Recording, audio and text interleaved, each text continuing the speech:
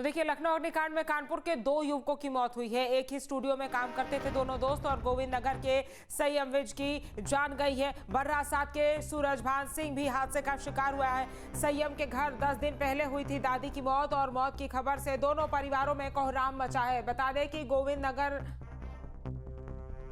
बर्रासात के सूरजनाथ सिंह की जो है इस हादसे में मौत हो गई है। तो लखनऊ अग्निकांड में कानपुर के 2 युवकों की मौत हो गई है। एक ही स्टूडियो में काम करते थे दोनों दोस्त और गोविंद नगर में संयम विज की जान गई। बर्रासात के सूरजभान भी हादसे के शिकार हुए और संयम के घर 10 दिन पहले ही दादी की मौत हुई थी।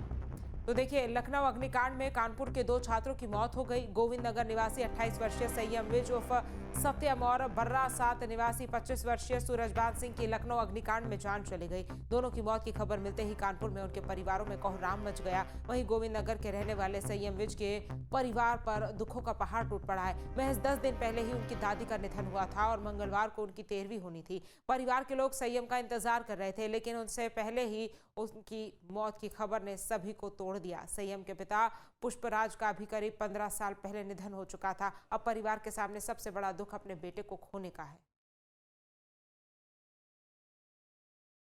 लखनऊ के अलीगंज में हुए अग्निकांड में मरने वालों में कानपुर का सत्यम विज भी शामिल है। कानपुर के गोविंद नगर में सत्यम विज रहते थे और पिछले कई सालों से लखनऊ के गेमिंग जोन में बतौर एनिमेशन आर्टिस्ट के रूप में काम कर रहे थे। आप देख सकते हैं कि सत्यम के परिजन, शोकाकुल परिजन घर के बाहर बैठे हुए हैं। दरअसल किसी को अंदाजा नहीं था कि 28 साल के सत्यम की जान इस तरीके से चली जाएगी। वह अपनी नौकरी करने के लिए लखनऊ गए हुए थे और अचानक से बिल्डिंग में आग लगी। वहां पर उन्हें अपनी जान गंवानी पड़ी। आप देख सकते हैं कि सत्यम का घर है। सत्यम के परिजन बेहद दुखी हैं। दरअसल सत्यम से उन्हें बहुत ज्यादा उम्मीदें थी, उसको लेकर के परिवार वालों को बहुत उम्मीदें थी, लेकिन जिस तरीके से ये हादसा पेश आया और अचानक सत्यम को अपनी जान गंवानी पड़ी तो परिजन स्तब्ध रह गए। आसपास मोहल्ले के लोग स्तब्ध रह गए।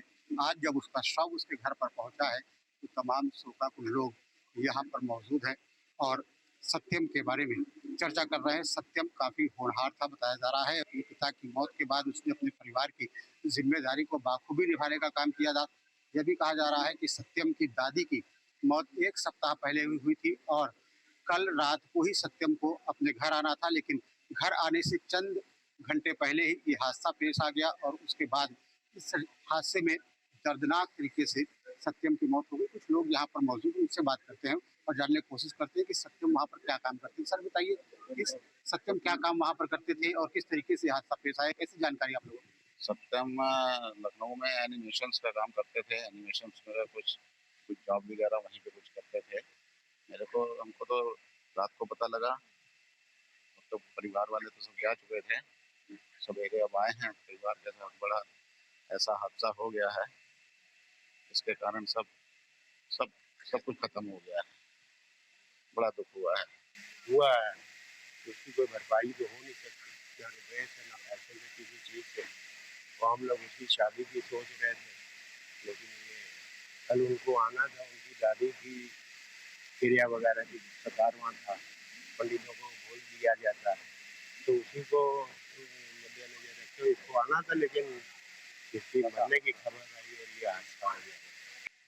पिछले कई सालों से सत्यम वहाँ पर काम कर रहे थे और सत्यम हर शनिवार और इतवार को अपने घर आ जाते थे क्योंकि वहाँ पर छुट्टी होती है। लेकिन कल उन्हें कानपुर आना था क्योंकि उनकी दादी की 1 सप्ताह पहले मौत हो गई थी और आज दादी की 7वीं का कार्यक्रम था जिनमें ब्राह्मणों को भोज कराया जाता है। इसमें शामिल होने के लिए उन्हें यहाँ पहुँचना था, लेकिन इससे पहले कि वो कानपुर आ पाते बिल्डिंग में आग लग गई और वो खुद हादसे का शिकार हो गए। आप देख सकते हैं कि तमाम शोकाकुल परिवार यहाँ पर मौजूद है। किसी को इस तरीके से उसकी मौत की उम्मीद नहीं थी। घर वाले उसके भविष्य के लिए प्लानिंग कर रहे थे, उसकी शादी के लिए विचार कर रहे थे, लेकिन इससे पहले इस सत्यम के लिए तमाम सुनहरे सपने पूरे हो पाते, इस अग्निकांड में सत्यम को अपनी जान गंवानी पड़ी।